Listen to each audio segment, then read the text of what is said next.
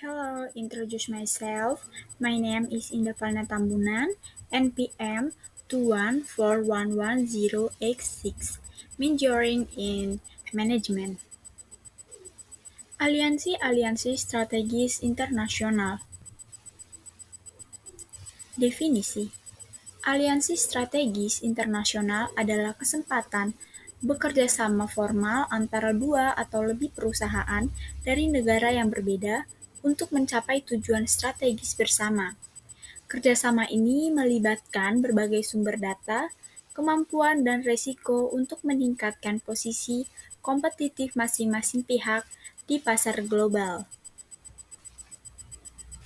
Tujuan Tujuan aliansi strategis internasional adalah untuk membuka akses pasar baru yang belum dijangkau oleh perusahaan secara sendiri, mengurangi resiko operasional, dan meningkatkan akses ke sumber daya yang lebih luas, mengalihkan teknologi dan pengetahuan antara perusahaan untuk meningkatkan inovasi dan efisiensi, serta meningkatkan kemampuan bersaing di tingkat global melalui kolaborasi dan sinergi.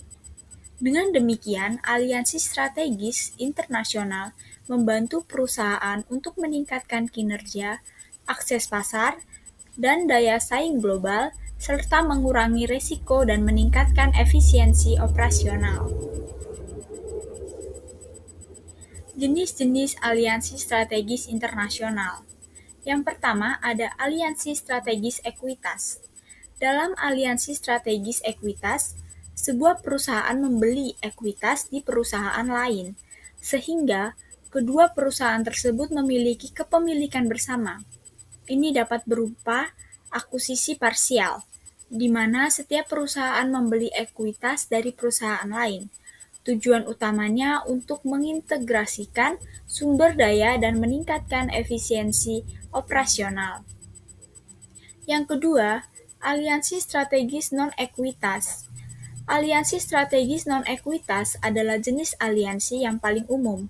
Dalam jenis ini, dua perusahaan menandatangani perjanjian untuk menyatukan sumber daya dan keahlian tanpa membentuk perusahaan baru. Aliansi ini lebih fleksibel dibandingkan dengan aliansi ekuitas karena tidak melibatkan perusahaan struktur kepemilikan. Yang ketiga, joint venture atau usaha patungan.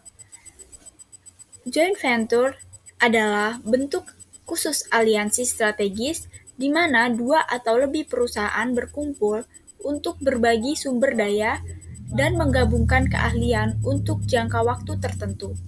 Kepemilikan bisnis, keuntungan atau kerugian bagi di antara perusahaan yang berpartisipasi.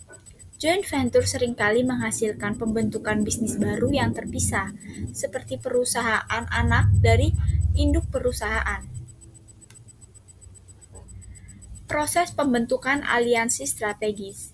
Yang pertama, perusahaan harus memenuhi kebutuhan dan tujuan mereka sendiri sebelum memulai proses pembentukan aliansi. Ini melibatkan aliansi internal dan eksternal termasuk analisis SWOT.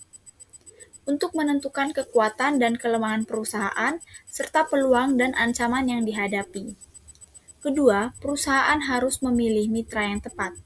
Pemilihan mitra yang tepat sangat penting karena mitra harus memiliki kompetensi dan sumber daya yang komplementer dengan perusahaan. Analisis prospek penjualan, strategi pemasaran, dan data proyek serta pemanfaatan terkait pelanggan juga sangat penting dalam memilih mitra yang tepat. Ketiga, setelah memilih mitra, perusahaan harus menandatangani pekerjaan yang jelas dan komprehensif.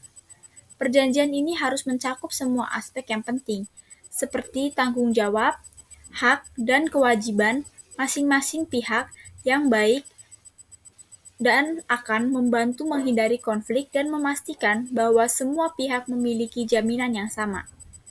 Keempat, setelah perjanjian ditandatangani, perusahaan harus memulai proses integrasi. Integrasi melibatkan penggabungan sumber daya dan keahlian untuk menciptakan sinergi. Ini dapat melibatkan transfer teknologi, pengetahuan, dan sumber daya lainnya. Kelima, Setelah integrasi, perusahaan harus membantu dan evaluasi aliansi terus-menerus. Evaluasi ini membantu mengetahui apakah aliansi tersebut efektif dalam mencapai tujuan bersama dan apakah ada kebutuhan untuk perubahan atau penyesuaian. Terakhir, perusahaan harus menghadapi risiko dan tantangan yang mungkin timbul selama proses pembentukan dan implementasi aliansi strategis. Risiko ini dapat melibatkan hilangnya kendali operasional, kerahasiaan informasi dan teknologi, serta benturan budaya perusahaan. Dengan demikian, proses pembentukan aliansi strategi melibatkan analisis internal dan eksternal, pemilihan mitra yang tepat, penandatanganan perjanjian yang jelas, integrasi sumber daya, dan evaluasi terus-menerus, dan penghadapan risiko. Tantangan. Apa saja tantangannya? Yang pertama yaitu perbedaan budaya dan bahasa. Yang kedua, konflik kepentingan. Yang ketiga, perlindungan kekayaan intelektual. Dan yang keempat, perubahan kondisi pasar global.